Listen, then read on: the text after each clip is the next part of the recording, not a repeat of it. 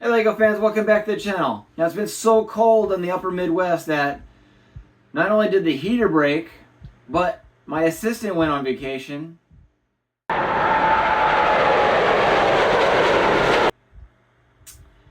it's basically like the planet Hoth outside. So with that in mind, I was originally going to do a build and review of the Hoth ATST for you guys on the channel. However, it's retired and no longer available and rather small. So I figured you guys would appreciate doing something a little bit newer like the Onyx Cinder. So that's what we're going to do today. I'm Jeremy and you're watching Sherwood Forest Bricks. So yeah, we're going to build and review set number 75374, the Onyx Cinder. And that's a 10 plus set. And it has 1,325 pieces. All right, so this begs the question, is this really a secret Technic set? Now, normally I like to look up some information because I haven't watched the Skeleton Crew, which obviously this is from. So I know nothing about this spaceship in the Star Wars universe whatsoever. So I did a little bit of research this morning to try and give myself a little bit of tactical advantage on videotaping this whole build. So actually, if you even look at the Wikipedia page, it basically says a brief mention of the Disney Skeleton Crew television show and a paragraph from a LEGO designer saying they were going to build this set. And that's basically everything I found in a nutshell. So let's build it and figure it out ourselves. Oh, and before I forget, I've put timestamps in this video as requested in the past, so that you guys can skip through the time lapse or any of the chapters in this video.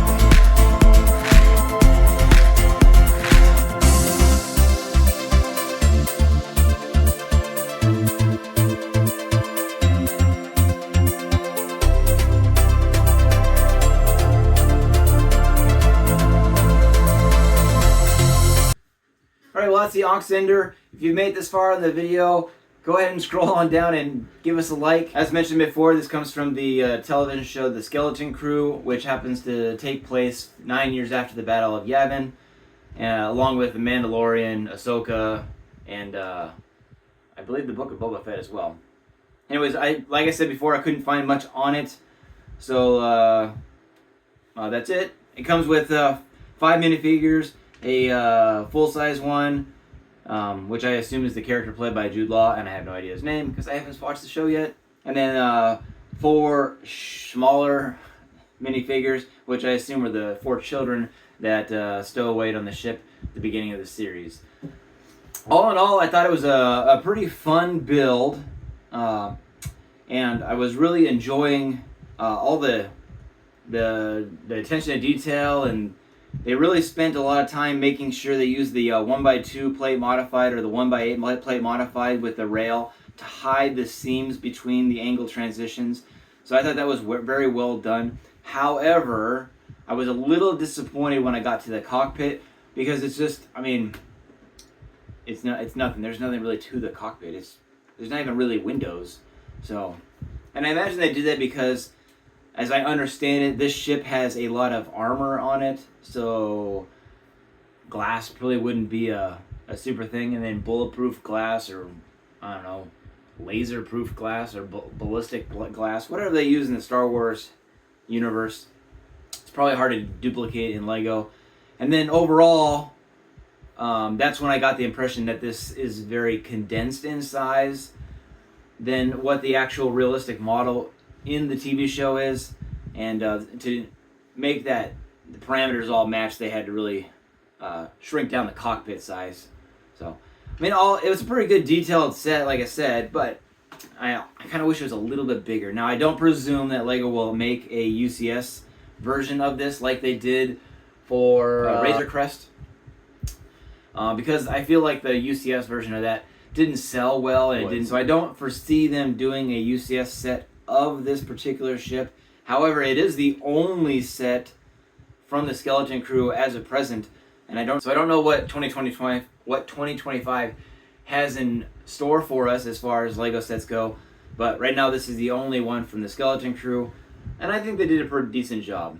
Now, overall, it is 1,325 pieces, and it's a very condensed set, lots of tiny pieces, which means usually, and in this case, it's true, the price point per piece is a little higher. So at $139.99 retail USD, that works out to about 10 cents, which is the cutoff, but it's a 10 cent plus. It's like 0.101, you know, so it's like just barely over 10 cents a piece. So if you were to buy this set on sale, I think you're going to get a good deal. But, I mean, it was a pretty fun set to build. It does have a lot of interactive features. There are more than, there's a few guns. Remember not to shoot people in the eyeball with those. So there's 3 of those dual cannons on this. So you have 6 shots before reloading. And there are a number of other, I assume, laser blasters on the top and front. Nothing really below. The set does open up to reveal the interior, which is very modest at best. But it's not, I mean, there's lighting in here, and it has landing gear. I really did like the way they built the landing gear feet. They're very realistic. And then the front opens up as well. Maybe it doesn't open up. Oh, it's the back that opens up. So the back does open up. I assume some sort of loading ramp. There's a couple crates in there. So, and then as far as you have this little Technic lever here that you can operate the engine pods. So obviously we're a vertical takeoff, and then we can fly, etc. So I thought that was pretty unique. It does answer our question that this is a very Technic loaded set with a lot of actual LEGO elements around the outside. So from the looks of it, you wouldn't know it Other than the fact that if you have built Lego in the past, then you know that angles obviously have a Technic structure of some sort on the inside, but there's a lot of Technic within the set itself. So it does say 10 plus, and I think that is probably pretty accurate. When you add all those tiny pins and Technic beams and stuff like that, it becomes kind of a difficult for small children, although I have relatively decent sized fingers, and some of that stuff's a little hard for me to do. So maybe it is better for a younger or somebody with smaller fingers, I suppose. But now I haven't really established any parameters of which to judge a set based off of. Like we talked about loosely when I did the crane, we talked about playability, we talked about piece count, we talked about minifigures, and as like I said, I haven't really narrowed it down to give it a score. So I'd say the piece count at 10 cents per piece is probably a C, right? That's average. We're not above average and we're not below average, so average. Playability, I mean, it's a really good, it's a durable set, right? We're not breaking off X-wing tips and we're not breaking off things here. It's rather durable, so I think the playability, plus they have the engine pods and it can be realistic. I'd say that's more of a B because it's really hard to get all the minifigures in that space, at least for my big hands. But to get the minifigures in there, it's a little difficult. And then, of course, it's really just an exterior ship set versus an interior playable set. So I'd say, I think playability-wise, it's an A because of the things I mentioned.